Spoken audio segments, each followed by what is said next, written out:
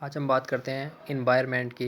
पर्यावरण पर्यावरण से बहुत कॉम्पिटिटिव एग्ज़ाम में क्वेश्चन पूछे जाते हैं और ये सारे जो डायग्राम से बने हुए नोट्स हैं, बहुत इंपॉर्टेंट क्वेश्चन हैं। अब हम बात करते हैं पर्यावरण के बारे में। पर्यावरण के बारे में संविधान में क्या क्या लिखा हुआ है, कौन कौन से आर्टिकल में पर्यावरण के संरक्षण के बारे में बताया गया है, उसके बारे में हम पढ़ते हैं। 48 आर्टिकल 48 जो नीति निर्देशांक सिद्धांत है हमारे भाग 4 में, उसमें जो 48 आर्टिकल है उसमें कृषि एवं पशुपालन का संगठन के बारे में बताया गया है कि सरकार जो है कृषि और पशुपालन के संगठन पर विशेष ध्यान देगी।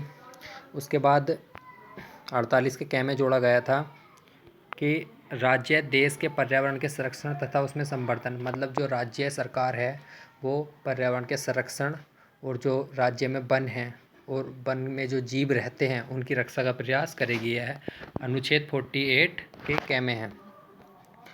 और अनुच्छेद 51 में उसमें राज्य सरकार को प्रयास करना है, लेकिन 51 के कै में मौलिक कर्तव्य हैं जो प्रत्येक नागरिक को दिए गए हैं। प्रत्येक नागरिक का यह कर्तव्य होगा कि वह प्राकृतिक पर्यावरण की, जिसके अंतर्गत वन, झील, नदी और वन्य जीव आते हैं, उनके प्रति करुणा का भाव रखेगा, उन्हें किसी भी प्रकार की कोई क्षति नहीं पहुंचाएगा।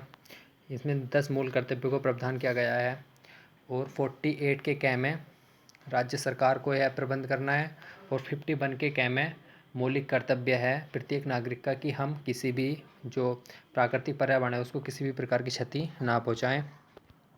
अनुच्छेद 47 में राज्य अपने लोगों के पोषण स्तर और जीवन स्तर को ऊंचा करने के लिए लोक स्वास्थ्य के सुधार को करने के कर्तव्य है, मतलब कि पोषण स्तर कैसे ऊंचा हो और राज्य के लोग स्वस्थ रहें, उसके बारे में कुछ प्रावधान जो राज्य सरकार करेगी वो 47 में बताया गया है।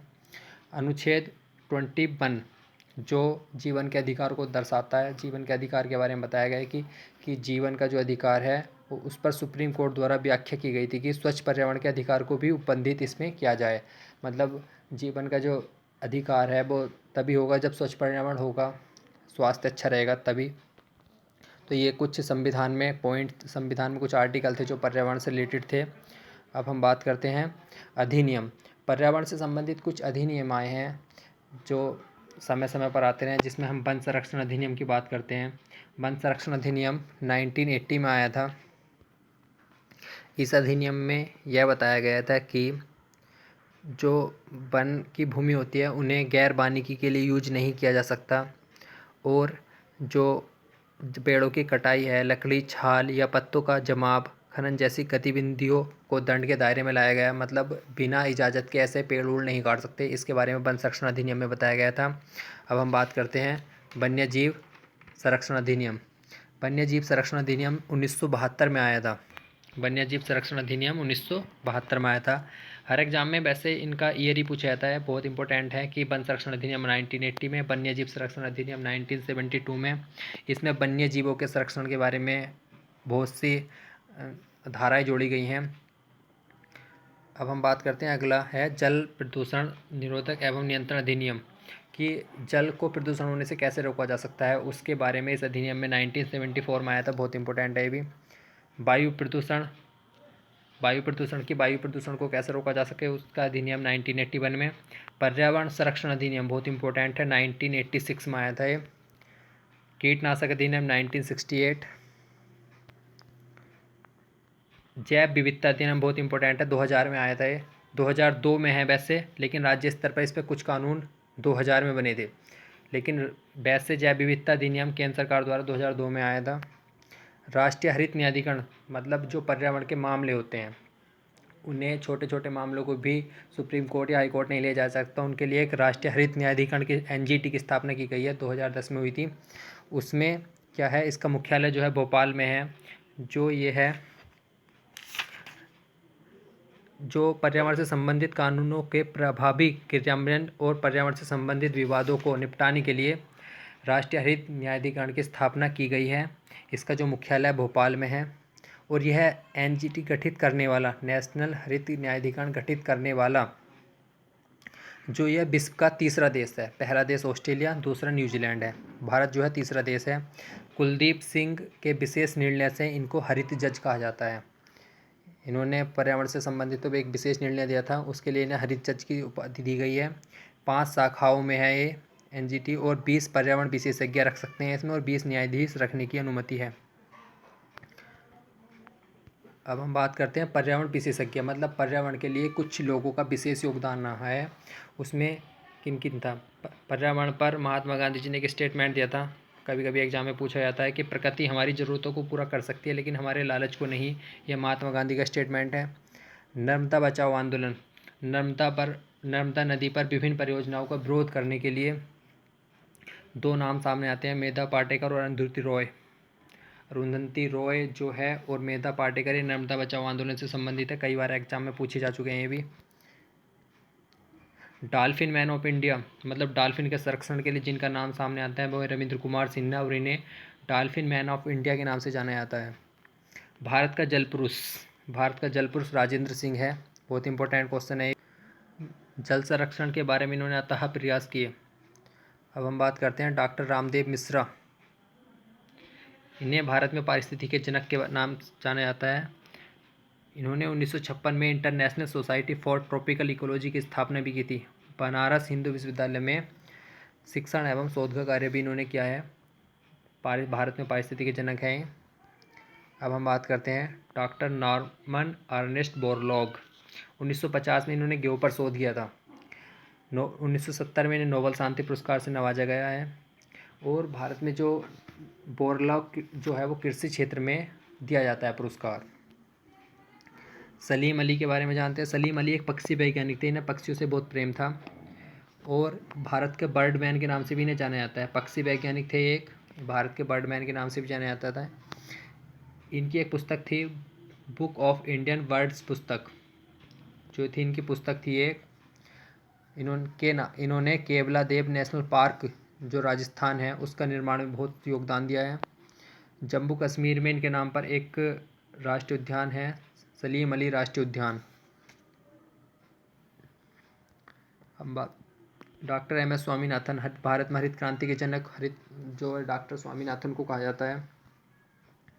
सुंदरलाल बहुगुणा जो थे चिपको आंदोलन के नेतृत्व किया था। उत्तराखंड के चमोली जिले में चिपको आंदोलन हुआ था, वन कटाई से संबंधित है। इन्हें वृक्ष मित्र के नाम से भी जाना जाता है। 1980 से 2004 तक टिहरी बांध, जो उत्तराखंड के टिहरी जिले में टिहरी बांध का निर्माण हुआ था, उसका विरोध भी इन्होंने ही किया था, इनके नेतृत्व में उसका विरोध हुआ था। अब बात करते हैं Bangari Mathai, green belt movement का नेतृत्व और धारणीय विकास के लिए जानी जाती हैं। बहुत इंपॉर्टेंट क्वेश्चन है, यह एग्जाम में पूछा जा चुका है कि धारणीय विकास के लिए कौन जानी जाती है, कि केन्या की बंगारी मथाई, ये केन्या के रहने वाली थी और ये नोबेल पुरस्कार विजेता हैं। केन्या की बंगारी मथाई जो थी वो धारणीय विकास के लिए जानी जाती है और इन्हें नोबेल पुरस्कार मिला हुआ है। अब बात करते हैं माइक पांडे की, वन्य जीवों पर फिल्म बनाने के लिए ये प्रसिद्ध हैं। इन्होंने सोर्स ऑफ साइलेंट नामक फिल्म बनाई है और वन्य जीवों पर फिल्म बनाने के लिए प्रसिद्ध हैं। चेवांग नोरफेल आइसमैन के नाम से जाने जाते हैं क्योंकि इन्होंने कृत्रिम ग्लेशियर का निर्माण किया था, इसलिए आइसमैन के नाम से जाने जाते हैं। पर्यावरण विज्ञान के जनक हैं यूजीन पियोडम, पर्यावरण विज्ञान के जनक हैं। पुस्तक फंडामेंटल ऑफ इकोलॉजी के नाम से जानी जाती है इनकी पुस्तक। अब हम इसी चैप्टर पर कुछ MCQ के बारे में जान लेते हैं। भारत के प्रत्येक नागरिक का कर्तव्य होगा प्राकृतिक पर्यावरण का संरक्षण सुधार। यह कथन भारतीय संविधान के किस अनुच्छेद से संबंधित है? मतलब जो मौलिक कर्तव्य दिए गए हैं नागरिक को वो 51 के कै में है, 51 के कै में उन्हें बताया गया है। तो प्रत्येक नागरिक का कर्तव्य है कि जो प्राकृतिक पर्यावरण है उसके प्रति करुणा का भाव रखे। अब बात करते हैं दूसरा क्वेश्चन, अंधरुति राय का संबंध किससे है? अंधरुति राय और मेधा पाटकर का भी हमने पीछे बताया किससे है, नर्मदा बचाओ आंदोलन से था। कौन सा भारतीय वैज्ञानिक यूनेप द्वारा फादर और इकोनॉमिकलॉजी अभ्यत है? डॉक्टर MS स्वामीनाथन जो भारतीय वैज्ञानिक थे, यूनेप द्वारा फादर ऑफ इकोनॉमिकलॉजी अभ्यत हैं और हरित क्रांति के इन्हें जनक भी कहा जाता है। मेधा पाटकर का नाम किस आंदोलन के साथ जुड़ा हुआ है? अभी हमने बताया था मेधा पाटकर का नाम जो है वो नर्मदा बचाओ आंदोलन से जुड़ा हुआ है। मेधा पाटकर और अंधरुति रॉय, कुछ दोनों में से कोई सा ही पूछ लिया जाता है। ये विभिन्न एग्जाम में आए हुए क्वेश्चन हैं। अब हम अगला बात करते हैं, भारत का जल पुरुष किसे कहा जाता है। भारत का जल पुरुष हमने अभी बताया था, राजेंद्र सिंह को भारत का जल पुरुष कहा जाता है। निम्नलिखित युग्मों में से कौन सा एक सम्मिलित नहीं है। एपिको आंदोलन, फी हेगड़े, एपिको आंदोलन, पी हेगड़े सही है बिल्कुल। चिपको आंदोलन, सुंदरलाल बहुगुणा सही है। नर्मदा बचाओ आंदोलन, मेधा पाटेकर, ये भी सही है। लेकिन शांत घाटी आंदोलन, बाबा आमटे, ये वाला सही नहीं है, डी ऑप्शन गलत है इसमें। तो इसमें हमें सही सम्मिलित करने हैं। तो एपिको आंदोलन जो है वो पांडुरंगा से है, ए का 4th। चिपको आंदोलन जो है उससे 2 नाम जुड़े हैं, चंडी प्रसाद वर्त और सुंदरलाल बहुगुणा, तो इसमें बी का 3rd हो गया। ग्रीन बेल्ट आंदोलन, बंगारी मथाई, अभी हमने पीछे बताया ही था। टिकाऊ विकास है, एजेंडा 21, तो ए का 4, बी का 3 और सी का 2 और ए का 1, तो इसमें डी वाला ऑप्शन सही है। किसे वृक्ष मित्र के नाम से जाना जाता है, अभी पीछे हमने बताया सुंदरलाल बहुगुणा को वृक्ष मित्र के नाम से जाना जाता है। अब बात करते हैं हम नवा क्वेश्चन।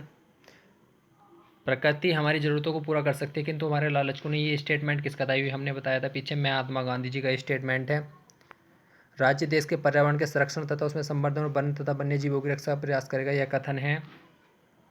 राज्य जो करेगा वो प्रयास 48 के कै में बताया गया है, और जो नागरिक करेगा ये कर्तव्य, जिसका नागरिक का कर्तव्य है, वो 51 के कै में है। तो इसका आंसर हो गया 10 का बी। अब हम बात करते हैं अगले क्वेश्चन के। सुप्रीम कोर्ट ने पर्यावरण और वन मंत्रालय को कभी आदेश दिया कि ताजमहल के क्षेत्र में हरित क्षेत्र विकसित किया जाएगा। मतलब कि सुप्रीम कोर्ट ने आदेश दिया था कि जो ताजमहल है उसके आसपास के एरिया में थोड़े से वन लगाए जाएं, वृक्षारोपण हो, हरित क्षेत्र विकसित किया जाए, यह आदेश दिया था 1994 में। नेक्स्ट क्वेश्चन के बारे में बात करते हैं, 12वां क्वेश्चन।